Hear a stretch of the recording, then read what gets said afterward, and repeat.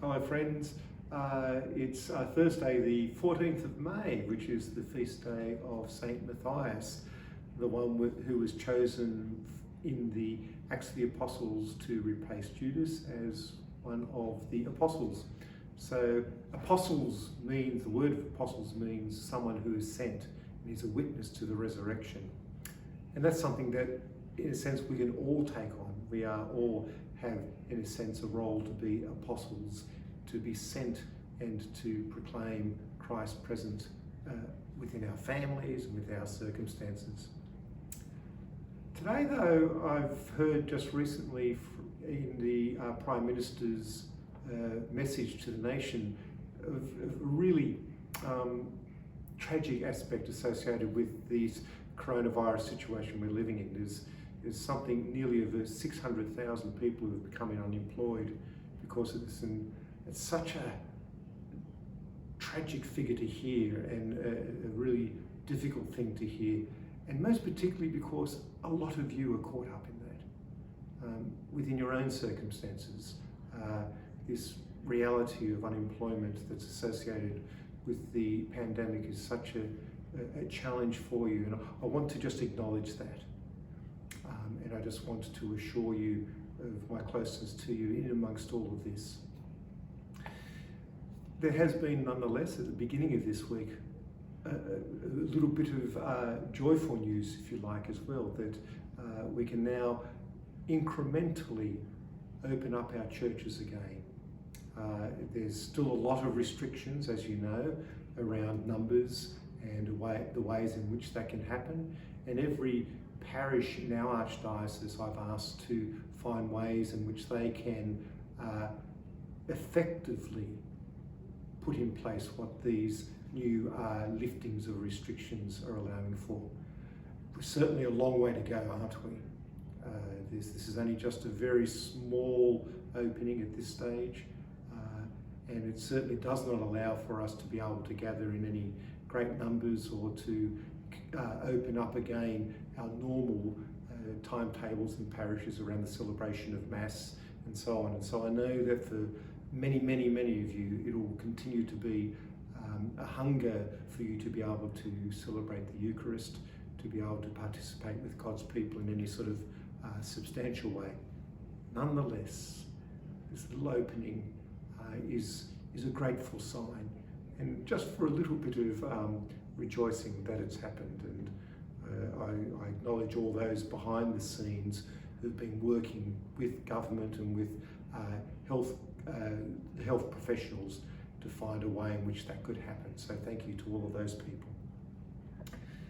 Friends, this Sunday happens to be World Communications Sunday, and Pope Francis, or every pope, but Pope Francis at the moment, puts out a little message for World Communications Sunday, and his message this time is about stories. And so we've got a particular story, each one of us, in our own family circumstances, in our own situations, and sharing those stories and seeing then your story within the great story of our faith, and the story that we know of our faith that comes to us in the scriptures. So on this particular upcoming Sunday, it's also the time when we are preparing towards the end of our Easter time. We can particularly focus on the stories of our family and see how that connects in with the story of our family of faith. So I just encourage you to think about what you can do yourselves in that regard this Sunday. Today marks the end of a week-long meeting that the bishops in Australia have had. We meet every May. Normally we would meet physically together, but we've been doing it like everyone else these days, by Zoom. So I stand here being completely zoomed out from a week's worth of meetings with my brother bishops from around Australia. We've been especially keeping you in our prayers in our gatherings. And we've actually composed a little letter which will come out in the next week or so to you, and just to assure you of our closeness to you in your own circumstances. We're also next Sunday, not this coming Sunday of the in a few days' time, but on the 24th, in fact the 25th as well, which is the feast day of Our Lady Help of Christians, our patronal feast day in Australia, because it's Our Lady Help of Christians under her patronage that our country has been placed. And all the bishops in Australia on that Sunday, which will be Ascension Sunday, we will have what we call entrustment of our country and our present circumstances to the care of our Blessed Mother Mary, Help of Christians. So you might just note that, and there might be things that you might be able to do in the week ahead. Prayer in your own home, just seeking Mary's intercession through this journey that we're on at this moment, and to know that this entrustment of her great power, presence with her Son, will be a beautiful gift that she gives to us. It's our entrustment to her, but it's her gift of speaking with her Son that is our gift in turn.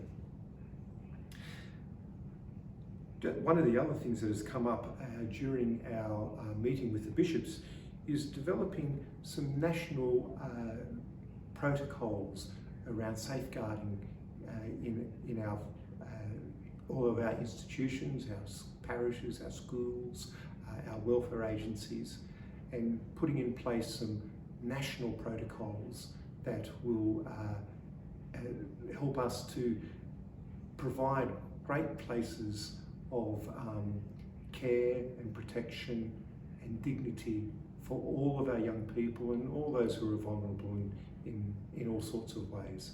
So just to let you know that work, which is flows out of the great crisis of our church in the sexual abuse crisis, nonetheless the good work of that is continuing.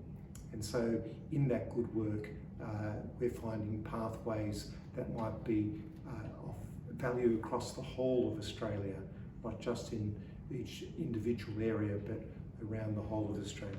So that's work that is progressing and will continue over the rest of this year, leading to some developments into the new year.